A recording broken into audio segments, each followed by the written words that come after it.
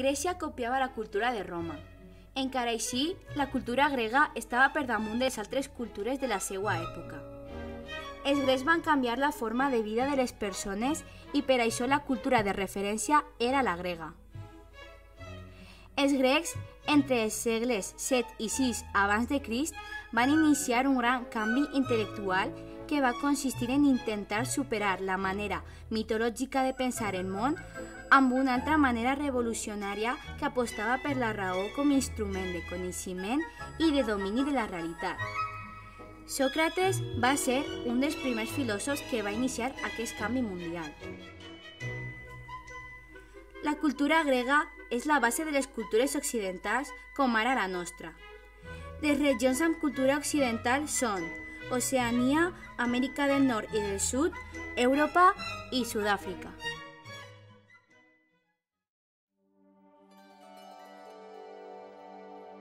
Els grecs van portar la notació musical que és l'epitafi de Seikilos. La filosofia de la música és la que respon a les preguntes sobre la música. La música com a ciència és la que els grecs van incloure en les seues teories. El concepte que tenim ara sobre la música és diferent a la que tenim els grecs. Els grecs ho veien com un art, filosofia i ciència. La música com a filosofia. Teoria de l'etos. Damó d'Atenes, un dels mestres de Sòcrates, va ser un dels primers filòsofs grecs que van establir una connexió entre la música i la formació del caràcter humà anomenat el etos. Els grecs pensaven que una determinada música podia influir en una determinada característica de la personalitat. Per això hi havia música per a la guerra, per a treballar, etc. Aquesta idea va estar molt present fins a l'edat mitjana. Plató creia que la música podia contribuir a inculcar virtuts en el ciutadà, com el valor, la mesura i el sentit de la justícia. Així també existeix una necessitat de la música en l'educació. La música i la poesia. La música, la poesia i el teatre eren pràcticament el mateix que en Grècia i quasi tots els poetes lírics i dramàtics fins a aquesta època no solament versaven, sinó que també componien música i cantaven.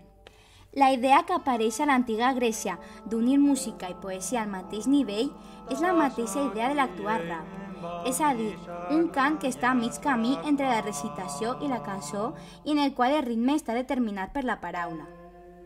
El drama estava format per la dansa, un cor i la poesia, la qual estava accentuada per síl·labes i música, condicionada per ritme de la lletra poètica i per tant basada en el nombre i durada de les síl·labes.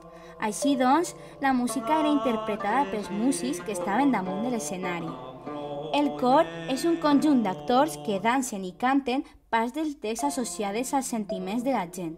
A més, existia la figura del corifeu, que era un personatge que donava la rèplica al cor. Característiques de la música grega. Encara que la música de l'antiga Grècia ja no sobreviu, amb l'excepció d'uns pocs fragments musicals, els textos escrits proporcionen evidència significativa sobre la forma, l'estructura i el ritme.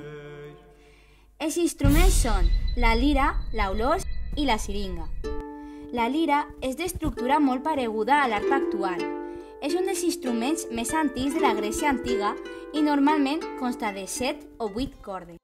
L'aulos és una espècie de flauta doble amb llengüeta, que solia tindre una corretja de cuir anomenada forbella. Aquest instrument passava pels llavis, envoltava les galtes i es lligava per darrere del cap per disminuir el cansament. Produïa un so dolç i penetrat semblant al de l'actual oboe. Sempre hi ha dos sons, un que fa la melodia i l'altre que fa la nota llarga, anomenada bordó. La siringa és una flauta de tubs múltiples i sense forats, la qual normalment disposava de 16 canyes. L'epitafi de Seikilos. L'epitafi de Seikilos és la més antiga de les melodies escrites que es coneix. És part d'una inscripció grega escrita en una columna de marbre posada sobre una tomba. El problema és que no sabem interpretar amb exactitud la música que conté. Per això hi ha moltes versions d'aquesta espècie de partitura i fins l'edat mitjana no va aparèixer la primera partitura comprensible per a nosaltres.